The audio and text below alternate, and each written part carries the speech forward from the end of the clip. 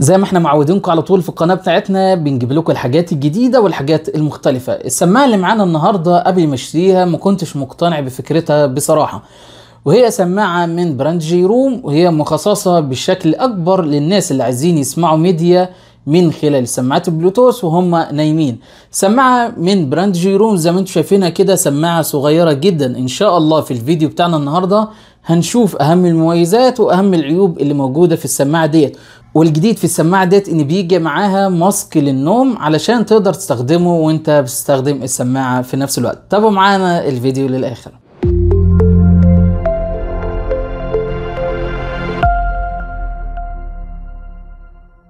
اهلا بكم مره تانية. زي ما انتم شايفين كده ده شكل البوكس بتاعت سماعه جيروم اللي معانا النهارده. هي مخصصه للنوم بشكل كبير. زي ما انتم شايفين كده الموديل بتاعها اللي هو TS3.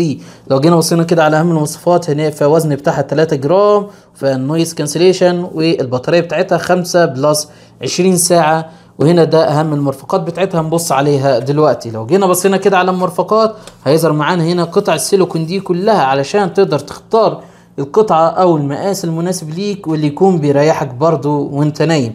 بجانب هنا اهم حاجة عندنا هيظهر معانا الكفر بتاع النوم ده، بتقدر تستخدمه علشان تنام بشكل مريح شوية. لو جينا بصينا على السماعات نفسها فده شكل البوكس بتاعها، متوفرة باكتر من لون، واللون اللي معانا النهاردة هو لون بناتي شوية.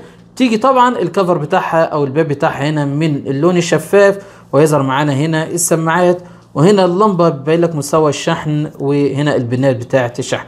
لو جينا بصينا من الخلف كده فهيظهر معانا المنفذ شحن التايب سي. البوكس ده بيجي ببطاريه حجم 400 ملي امبير، تقدر تشحنه في خلال ساعه ونص. لو جينا بصينا على السماعات نفسها فهو بيجي بتصميم ان اير اللي هي بتدخل في الاذن بشكل كامل. حجمها صغير جدا زي ما انتم شايفين، بالنسبه للوزن بتاعها تقريبا 3 جرام.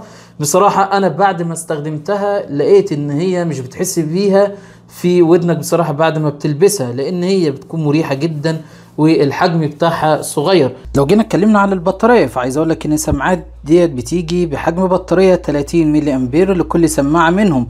السماعات ديت تقدر تشتغل معاك في الميديا 5 ساعات، وتقدر تشتغل معاك في المكالمات لمده 4 ساعات، وتقدر تشحنهم اكتر من 4 مرات من خلال البوكس بتاع السماعه ديت. تقدر تشتغل معاك تقريبا لمده 20 ساعه كامله، لان البوكس بتاعها هنا بيجي ببطاريه 400 ملي امبير، تقدر تشحنها عن طريق منفذ شحن التايب سي. متوفره بالوان كتير جدا، منها اللون النسائي اللي انتم شايفينه ده، متوفره باللون الابيض. بالنسبه للمايك بتاعها في المكالمات فانا عايز اقول لكم ان هو اداء بتاعه من مقبول الى جيد، لكن الميديا بصراحه ده اللي فاجئتني بيها، ان البيز بتاعها قوي جدا. فعليا هتعزلك عن الدوشه اللي حواليك او الناس اللي بتتكلم حواليك، هتقدر تنام بسهوله في السماعه. لما بتلبس السماعه دي في ودنك وتبدا تتقلب كده ولا كده بصراحه مش هتسبب لك اي مشاكل، وهتبدا تتعود عليها. بالنسبه للبلوتوث بتاعها فالبلوتوث بتاعها بيجي بفيرجن 5.3، وده هيدي لك يعني استقرار اكتر شويه. بصراحه انا اقدر انصح بالسماعات ديت لو انت عايز سماعات تستخدمها وانت نايم، او عايز بيكون في دوشه حواليك، عايز تفصل شويه عن الناس حواليك وانت نايم، فالسماعات ديت هتفيدك، واتوقع يعني ان هي هتكون مفيده لناس كتير. احنا دلوقتي يا جماعه بنجرب وبنعمل تيست للمايك بتاع سماعه جيروم اللي هي مخصصه للناس اللي عايزين يستخدموا سماعه بلوتوث وهم نايمين في نفس الوقت يسمعوا الميديا.